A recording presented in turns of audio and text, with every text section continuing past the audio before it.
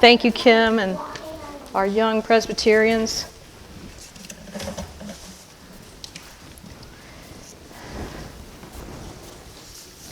Wonderful illustration of a hard thing to accomplish, only by the grace of God.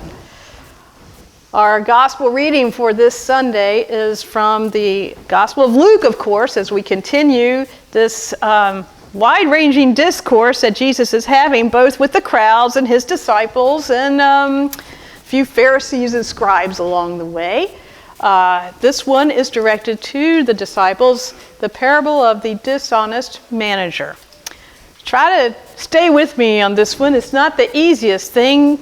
Lectionary seems to be asking us to hear some difficult passages to grow us in our ability to hear the good news through difficulty, right? I'm reaching now. Work with me.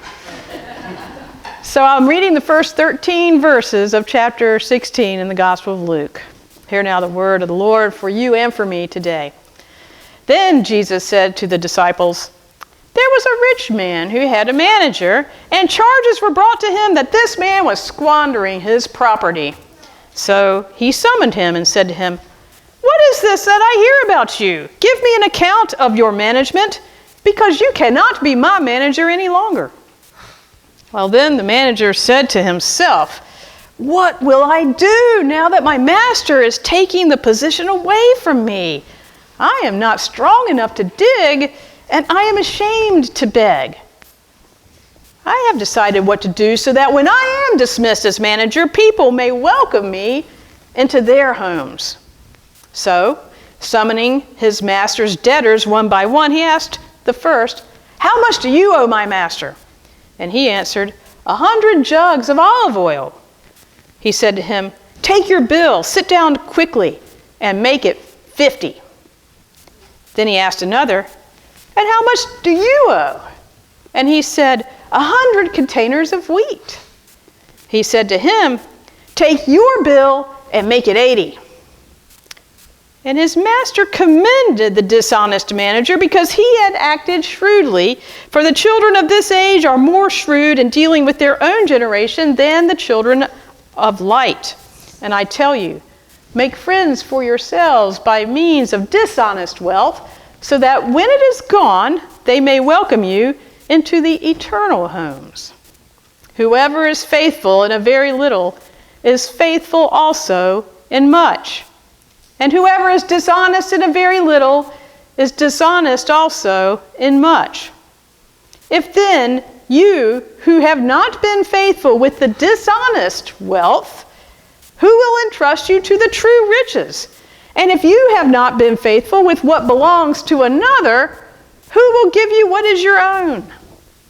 No slave can serve two masters, for a slave will either hate the one and love the other, or be devoted to the one and despise the other. You cannot serve God and wealth." The word of the Lord. Thanks be to God. Our drawing prompt for our young artists today, please help us in understanding these passages that we've heard today by drawing whatever you would hate to lose. That could be a soccer game, a dance competition, a favorite toy, a favorite friend, whatever you would hate to lose. Because we're going to be going right into this universal human fear and universal human experience of loss. Jeremiah is often seen as the Debbie Downer of the Bible. Sorry, Hervey. You read that passage well. That is not an easy word to hear. Jeremiah's lament for the fall of Jerusalem. And then you pair it with the parable that we had from Luke, and y'all are going to get your money's worth maybe if I'm successful in proclaiming the good news today. But I do believe that the good news is always just beyond what we hear on the surface, what we see on the surface. God looks on the heart, right? So we're going to look into the heart of these passages to try to see what God might have in mind. But I was struck by how these two passages both put us in the context of loss. Loss in life is hard. I don't think even Presbyterians would disagree about that. Think about the losses that you have experienced in your life. Maybe you moved when you were a child. Your family moved away and you had to leave loved friends and a loved house behind. Maybe you have lost a pet who meant the world to you. Maybe you've lost your job. Maybe you've lost your house or your spouse or a marriage. Loss comes in as many different flavors as it does people. And yet, grief and lament that we experience after loss is something that binds us all, a universal experience. We all have been touched by loss because we're human. You cannot be alive on the planet and escape the experience. So it was with Jeremiah watching the fall of Jerusalem and the exile of its inhabitants to Babylon. If you've ever get the chance, and maybe some of you have, been to London and got a chance to visit the British Museum, they still have there the stone reliefs detailing the fall of Lachish, which was a city in the northern kingdom of Israel that was captured and destroyed by the Assyrian army around 700 BCE. This is 700 before Christ. It is among, and it might be, the earliest depiction of a mass deportation in the world. And it was preserved and captured that way because the Assyrian king was so proud of the way his army conducted itself in destroying the Hebrew people who lived in this city. And so when you stand there in front of these stone carvings stretched out, I don't know, about 6 feet tall, and you see the human loss played out right in front of you, it's very similar to what Jeremiah was talking about in the passage that Hervey read. You see prisoners on their knees begging for mercy. You see the ones who did not receive any mercy, who are tortured and killed by any means that we would consider barbaric today. You see refugees carrying everything that they own that they can manage to put on their shoulders or a cart, surrounded by soldiers, being led out of the city to a faraway place where they will be enslaved and forever seen as second-class citizens. That place was Nineveh, modern-day Mosul, Iraq. That's the scene that Jeremiah was witnessing, a similar scene. That's how they did it in the ancient Near East. Maybe Jeremiah was mourning his own loss. I am certain that he did. But when we hear the words that Hervey shared with us, we also heard how he mourned for the loss that his people experienced. It isn't just a list of all that he lost. It was a list of the people around him and what they were experiencing, weeping for their destruction, weeping for their hurt and displacement and having been widowed. He doesn't even crow over them that if they had just listened to him in the first place, this could have all been avoided. He doesn't tell them that he was right. He takes no satisfaction in the way this has all played out, even though God had given him the vision to have seen it coming.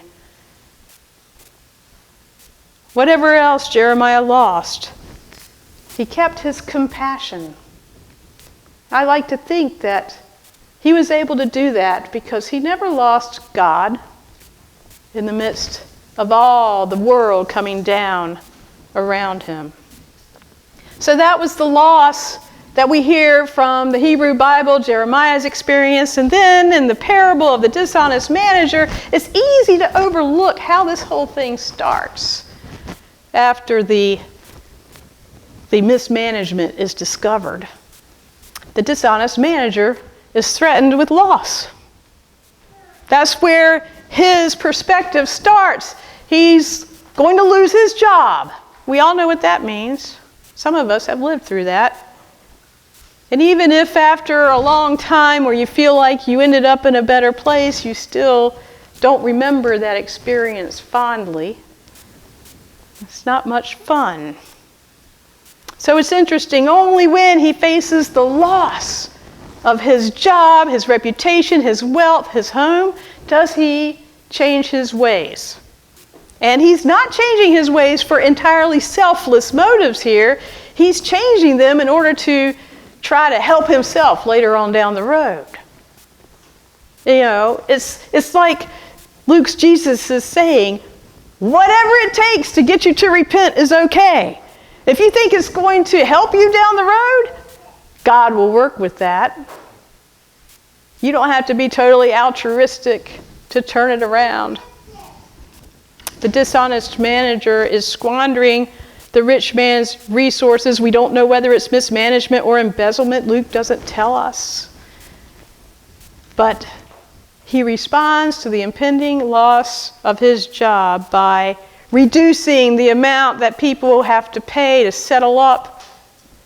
And the commentaries tell us that this would, in effect, be cutting out his take. So he doesn't get what he would normally get as the middleman in the transaction. He's just cutting his losses in the hopes that they will remember how they gained from that when he's on the streets, without a home, without a job, experiencing loss. It's hard to know what to say to people who have experienced loss, isn't it? It's something that we all fear. Nobody wants to go through it. So it's hard to speak with compassion. It's hard to be with somebody who's in that place because it touches our own fear and our own discomfort with the whole idea. So the dishonest manager is cutting his losses in hopes that his friends who remember this will kind of get over their discomfort and be kind to him. And it's worth noting, those of you who are students of this gospel, that the parable immediately preceding this one is the prodigal son. And if you remember that story, the prodigal son does not repent and return to the father because he's really sorry for all the harm that he caused. You remember the reason, right? He wants to eat better and live better than he could on his own. There's a lot of self-interest in both of these parables that are leading these people to change their ways. And I think Luke's Jesus is being really compassionate for us and realizing we don't have to completely take ourselves out of the equation, berate ourselves when we get it wrong, and try to turn around and do it better. God means to prosper us too. God means to grow our gifts. And loss and repentance are very interesting ways in which God manages to pull that off. So in both these passages, the losses occur after people have put their trust into something other than God. This isn't a lesson about greed. It's not about wealth. It's about idolatry. It's about what John Calvin says we all do all the time, make idols. We turn to it again and again, our money, our security, to see a vision for our future. Because it's much easier to see what money can give us for our future than it is for what God can give us. This is why the mission study and the vision statement take so long. It's harder to see, to turn to God, to ask God to help us discern what our vision should be apart from what the world gives us. And it's not a thing that we can be complacent about. We don't have all the time in the world to figure this out, folks. I think one of the interesting things about the dishonest manager is the urgency.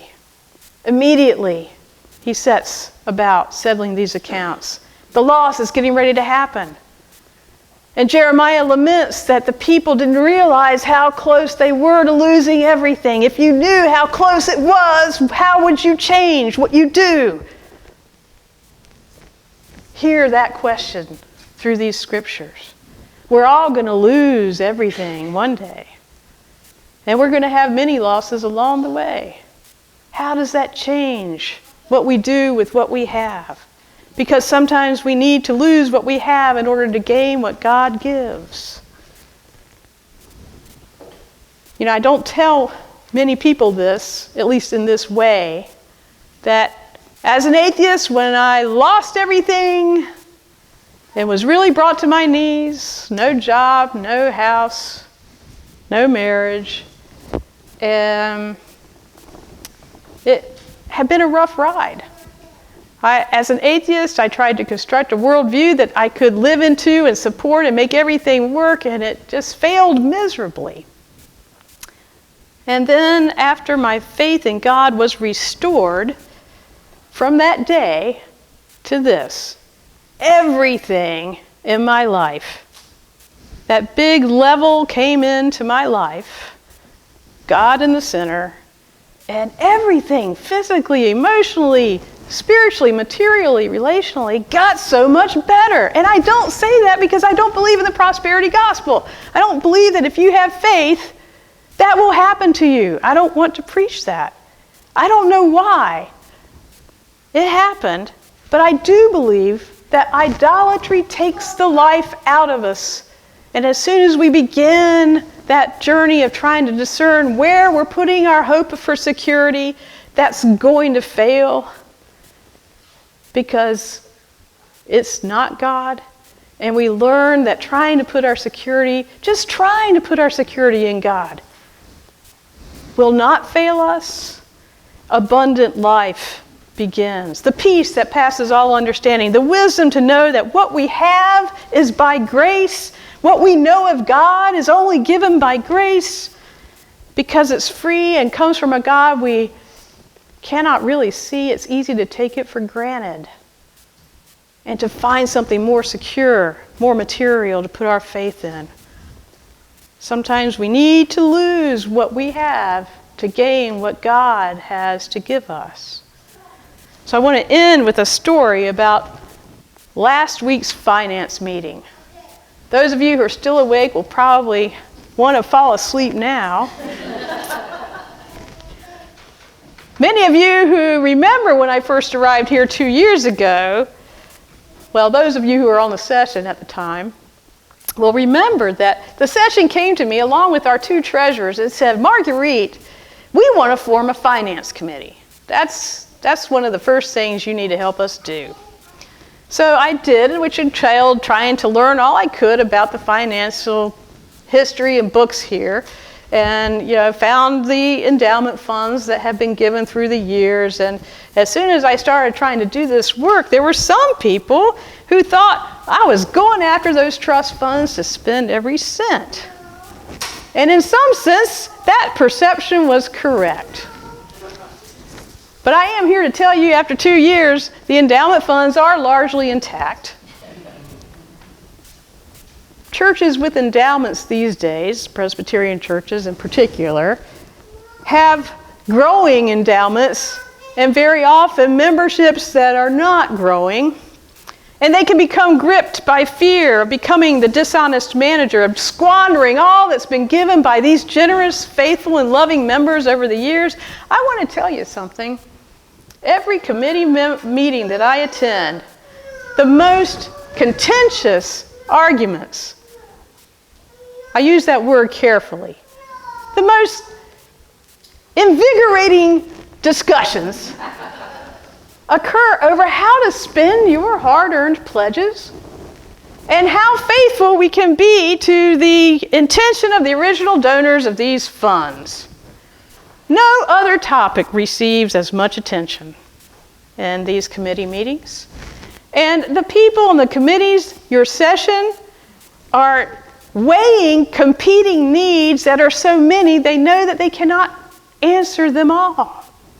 How can you choose one over the other? There's loss and there's hurt and there's misunderstanding everywhere. And then what if they make a bad decision and end up squandering the money in spite of their best intentions?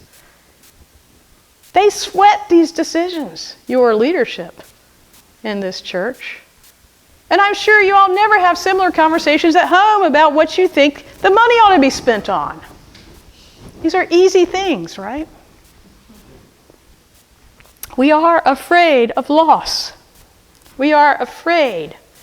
But loss happens to all of us. And the good news in all this that we're hearing in these scriptures is that God will be in the loss, and God works through the loss that will give us something else to prosper us in some unexpected way.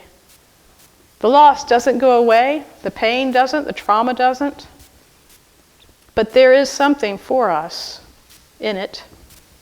We can trust that God has compassion for us and uses loss to give us ways to grow in compassion for others. That is no small thing, you guys. Compassion is having a hard time in our age. So when the session makes a financial decision that you disagree with, you're free to speak with the elders or with me. And you're also free to grow in compassion for the difficulty that that decision had and all the work that the session did in trying to make it. When someone you know experiences loss because they made a bad decision and life came down hard on them, you are free to learn from their mistakes. And you're also free to grow in your compassion for the way that even sometimes the smallest mistake seems to bring down consequences that are outsized. And grow in compassion for that experience. In a few minutes, we'll be taking up the offering.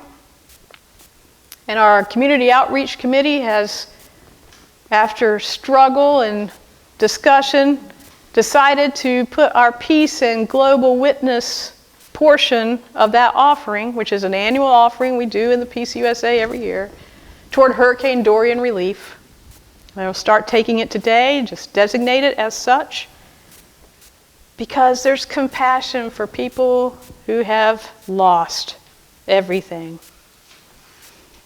And when you experience a loss because you made a bad decision or because you simply happen to be in the path of an oncoming storm, and people don't seem to have much compassion for you, you are free to forgive them and see firsthand how much the world needs compassion, how difficult compassion is hard, or how difficult it is to come by compassion, that we need it maybe even more than money.